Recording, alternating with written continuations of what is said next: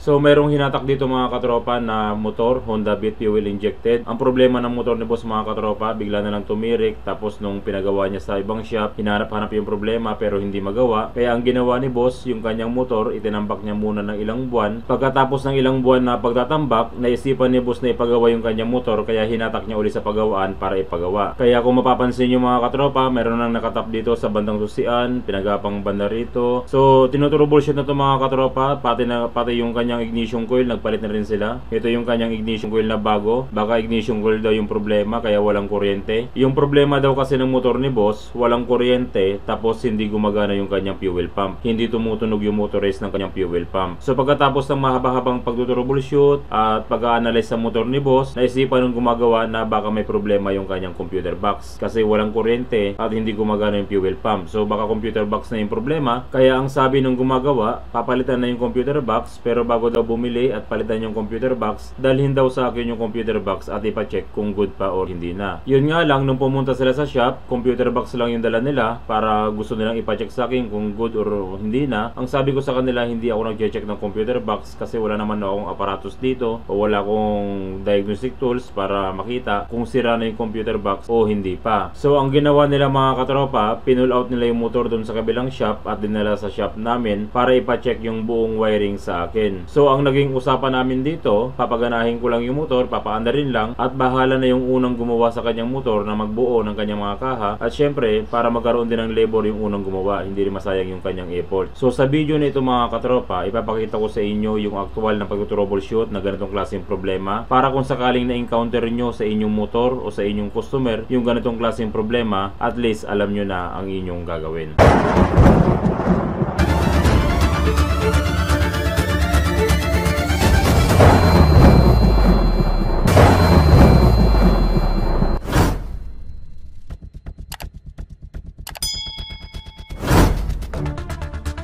So bago natin simulan yung pag-troubleshoot dito sa motor ni boss, aalamin muna natin yung kanyang pinaka-problema, yung hindi gumagana yung kanyang fuel pump at wala daw kuryente. So aalamin muna natin yun para may idea tayo kung yun talaga ang problema ng motor ni boss. So kapag sinusin natin yung motor ni boss mga katropa, kung mapapansin nyo, ito yung pinaka-mahirap sa lahat ng pag-troubleshoot kasi kung mapapansin nyo, hindi gumagana yung check engine. So wala tayong idea kung ano ba yung trouble na mayroon sa motor ni boss. Mas okay pa sana kung mayroong nagbiblink or gumagana yung kanyang check engine, madali nating malalaman kung ano yung problema. Pero itong motor ni boss, walang check engine na nagbiblink. So walang problema dyan, ito troubleshoot naman natin, malalaman pa rin natin yan kung ano yung problema ng motor ni boss. So sabi ng unang gumawa, hindi daw gumagana yung fuel pump ng motor ni boss. So ayan yung i-check natin mga katropa, titignan natin kung hindi talaga gumagana. So para ma-check natin yung kanyang fuel pump, ang gagawin natin, ipapatestin din natin yung kanyang susian. Dapat kapag sinindi natin yung susian, maririnig natin yung ugong ng motorized ng fuel pump. Mayroon kayo maririnig na matining na ugong galing doon sa motorized ng ating fuel pump. So pinapatay sindi ko yung ating susian. Pakinggan natin kung mayroong umuugong galing doon sa fuel pump. Wala, dead talaga yung kanyang fuel pump. Hindi siya umuugong, walang tumutunog. So kumpirmado, hindi gumagana yung kanyang fuel pump. Yung sa sensor niya, nakalagay pa ba? Yung switch? Wala na? Wala na po. Inalis na? Yes, po. Bakit ito yun? Saan yun? Ito, nakarekta na. So ang susunod nating i-check mga katropa kung mayroon bang kuryente dito sa kanyang ignition coil. Yung kanyang side stand pala, nirekta na nila. So ang gagawin natin mga katropa, isusin natin uli yung kanyang susian, i-on natin, tapos i-check natin kung may lumalabas na kuryente sa kanyang ignition coil. So nakabukas na yung kanyang susian. Sige rin, jack.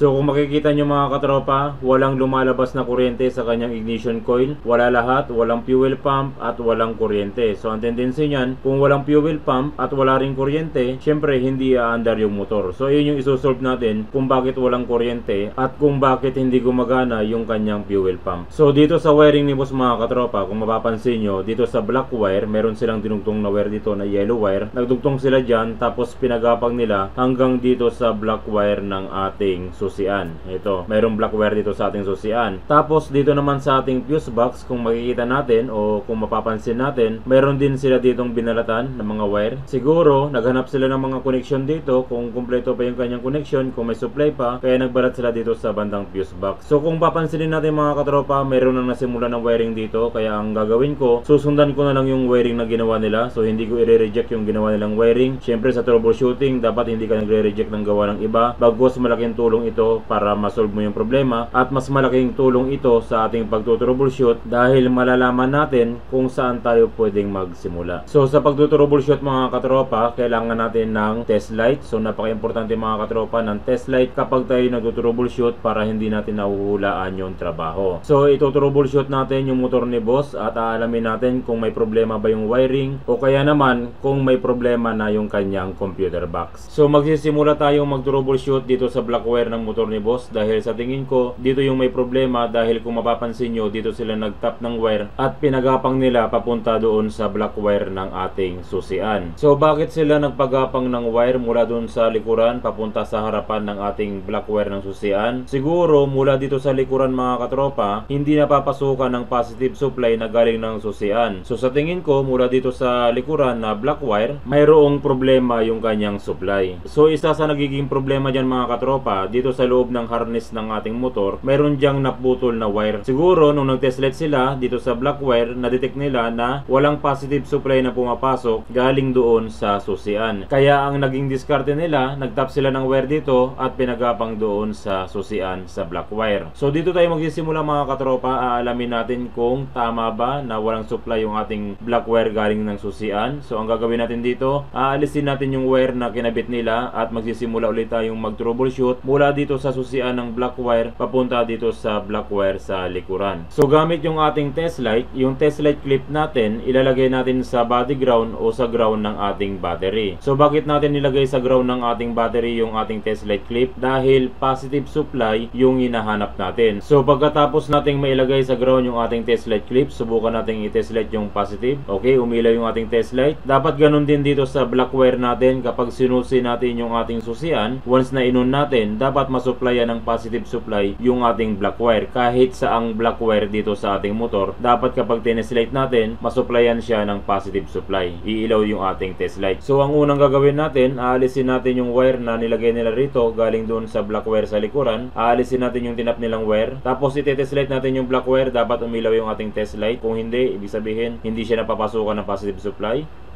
So umilaw yung ating test light mga katropa. Ang ibig sabihin yan, good yung supply dito. Mayroon siyang positive supply na dumadaloy. At dito naman sa black wire sa likuran, i-test light natin. So hindi siya umilaw mga katropa. Ang ibig sabihin lang yan, mula doon sa harapan sa susian na black wire papunta rito sa likuran na black wire, hindi niya napapasukan ng positive supply. So ang possible na problema dyan, mayroong putol dito sa bandang harness ng ating wire. May putol dyan, kaya hindi napapasukan ng positive supply yung black wire sa likuran. So dalawa yung possible na solusyon natin dyan. Yung unang solusyon natin, lalaslasin natin yung harness, ilalabas yung kanyang mga wiring, tapos hanapin nyo yung black wire, tutuntunin nyo yun kung saan banda siya naputol. Ang problema nga lang sa ganitong diskarte, bukod sa marumi na siyang tignan dahil nalaslas na, kapag hindi mo pa naisilyado na mabuti ng electrical tape, magiging prone sa tubig yung ating wiring, at syempre kapag paulit-ulit na nababasa yung ating wiring, mas lalong maraming maapektuhan na wire at mas maraming mabubulok o magkakaroon ng corrosion. Yung pangalawang magiging solusyon natin, syempre tulad ng ginawa nila, magtatap tayo ng wire dito sa black wire sa likuran, tapos ipapagapang natin yung tinap natin papunta sa black wire ng susian. So pagkatapos nating maitap yan, syempre ang magiging tendency niyan, direct nang masusuplayan ng positive supply mula rito sa black wire ng susian papunta doon sa black wire ng ating likuran. So pag tineslate natin yan, syempre mayroon na siyang positive supply na dumadaloy.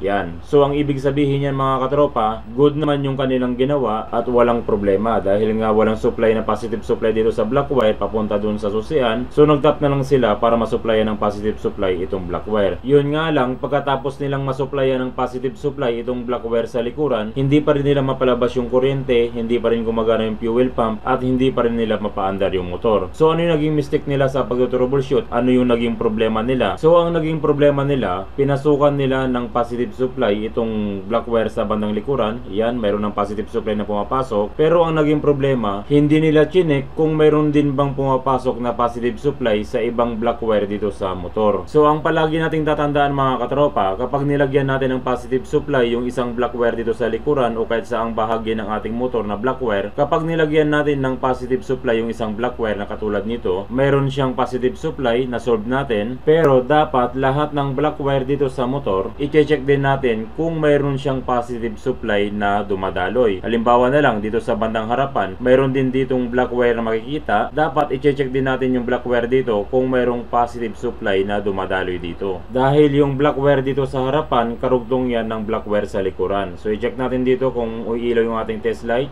So okay mga katropa, umilaw yung ating test light. Ang ibig sabihin yan, good yung black wire dito sa harapan at walang problema, napapasukan naman siya ng positive supply. So bukod dito sa harapan mga katropa na black wire, meron pa tayong mga black wire na makikita dito sa bandang likuran. Tulad na lang dito sa ating computer box, kung mapapansin nyo marami siyang wire na makikita. Pero kung titignan mo yung bawat wire, meron kang makikita rito na black wire. So heto yung black wire ng ating computer box. Dapat napapasukan din siya ng positive supply kapag sinusi natin yung ating susian. Para malaman natin kung may positive supply na dumadaloy dito sa black wire ng ating computer box, ang gagawin natin dito, babalatan natin yung wire tapos i-test light natin. So ito na yung black wire ng ating computer box mga katropa. Kung mapapansin nyo, maitim na yung wire ng ating computer box, medyo corrosion na. Tapos ngayon mga katropa, i-test light natin yan. So nakalagay sa negative supply yung ating test light clip dahil positive yung tinitest light natin. Ang gagawin natin dito, kung dito sa black wire na ito mayroon siyang positive supply na galing ng susian, pag tineselect natin, umilaw yung ating test light. Yan, so ibig sabihin may positive supply na dumadaloy dyan sa black wire na yan. Dapat ganun din dito sa black wire ng ating computer box. Dapat kapag tineselect natin, umilaw din yung ating test light. So hindi umilaw yung ating test light mga katropa, ang ibig sabihin yan, walang pumapasok na positive supply dito sa black wire ng ating computer box. Yan, hindi siya nasusupply ng positive supply. Pero dito sa black wire sa labas, sa bandang likuran, mayroong positive supply na pumapasok dahil umilaw yung ating test light. Pero pagdating dito sa computer box, walang positive supply na pumapasok. Yan, hindi siya umiilaw. So ang gagawin natin dito mga katropa para ma-solve natin yung problema, kasi malamang dyan nag-corrosion na yung kanyang wiring dito sa harness at malamang yan mayroong putol yung ating black wire papuntang computer box. So yun ang naging mistake nung unang gumawa rito o yung unang nag-troubleshoot dito, dahil hindi niya napansin yung black wire na papunta rito sa computer box ay hindi napapasukan ng positive supply. Kung mapapansin nyo, naggalaw na rin sila sa harness ng ating computer box. Siguro meron silang chinek dyan, merong binalatan o hindi ko alam kung anong ginawa nila dyan. Pero yun ang naging mistake sa kanilang pag-troubleshoot. Okay na sana lahat, pero hindi nila na-check yung black wire ng computer box kung may positive supply ba na dumadaloy. Ang magiging solusyon natin dito, mula rito sa black wire na mayroon ng positive supply na dumadaloy, magtatap tayo ng wire dito at itatap natin dito sa black wire ng ating computer box. Para pagsusi ng ating motor, masusupplyan din ito ng positive supply. So heto na mga katropa yung ating black wire ng computer box. Naglagay tayo ng extra wire, nagtap tayo ng wire dyan sa black wire ng ating computer box. Tapos pinagapang natin dito hanggang sa black wire na kung saan nagtap din tayo ng wire papunta doon sa black wire ng ating susian. Para kapag sinusi natin yung ating motor, mapapasukan din ng positive supply yung black wire ng ating computer box. So nakalagay pa rin sa negative supply yung test light clip natin dahil positive supply pa rin yung hinahanap natin. Ngayon mga katropa, iti-test light natin yung black wire ng ating computer box. So isusi natin mga katropa, dapat nakasusi yung ating susian. So i-test light natin yung black wire ng ating computer box. So okay na mga katropa, good yung ating black wire ng ating computer box. Napapasukan na ng positive supply. So napapasukan na ng positive supply yung black wire ng ating computer box. Titignan natin kung may lalabas na kuryente rito sa kanyang ignition coil at kung gagana na yung kanyang fuel pump. Tropa, tadya ka mga tropa.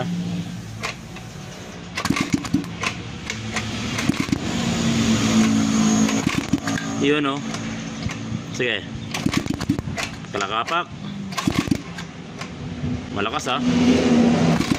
So okay na mga katropa, lumabas na yung kuryente sa kanyang ignition coil. Ang ibig sabihin yan, walang problema yung kanyang computer box at wala rin problema yung kanyang ignition coil. Ang susunod na ititesting natin mga katropa, yung kanyang fuel pump. Dapat yung fuel pump, kapag pinapatay sindi natin yung ating susian, maririnig natin yung ugong ng kanyang fuel pump. Maririnig natin yung motorized ng fuel pump. So isusin natin yung susian, tapos patayin natin. Subukan nating pakinggan yung motorized ng fuel pump kung gumagana na.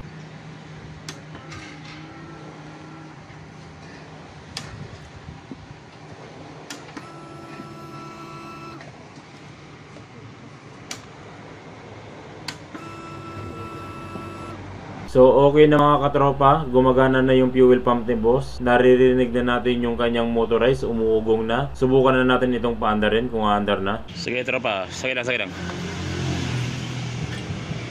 Sige tajak, paandarin natin. Sige. Yun o.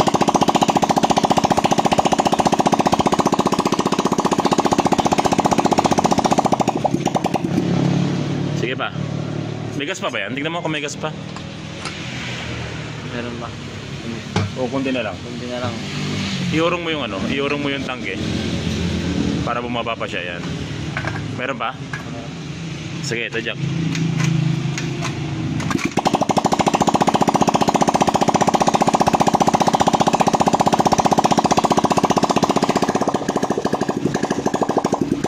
So yun lang mga katropa kung paano mag-troubleshoot ng ganitong klaseng problema. Huwag lang tayo mag-focus sa isang wiring. Dapat kung pinasukan natin ng positive supply yung black wire, dapat yung lahat ng black wire dito sa motor, i-check din natin kung napapasukan siya ng positive supply. So yun lang mga katropa, maraming salamat sa walang sawang pagsuporta sa ating channel. Sana tuwing nanonood kayo ng ating video, marami kayong natutunan, nagagamit nyo sa inyong panganap buhay o sa inyong pagdi-DIY. Maraming salamat mga katropa. God bless at ingat palagi sa pagwawiring.